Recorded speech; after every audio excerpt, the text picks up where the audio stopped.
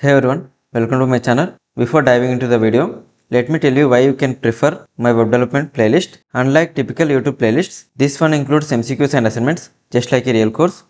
I hope you got the idea. Let's dive into the video. In the previous video, we learned how to add an image to our web page. So far, we have also seen how to style our text. Now let's move one step forward and learn how to style a button.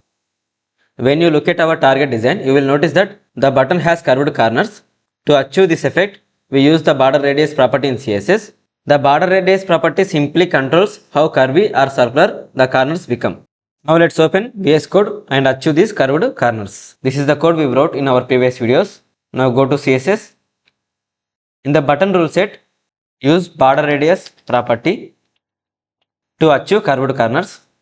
When we give a value, the corners start getting rounded, and the higher the value, the more curved the button becomes. Let's give 10px. Let's run the code. See, we got a nice curved look for the button. To achieve the required design, let's add white background color for these elements.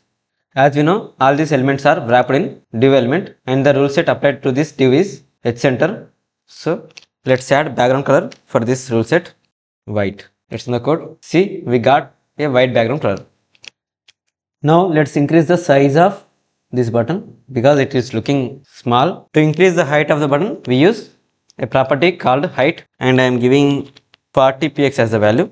And to increase the width of the button, we use width property, and I am giving its value as 100px.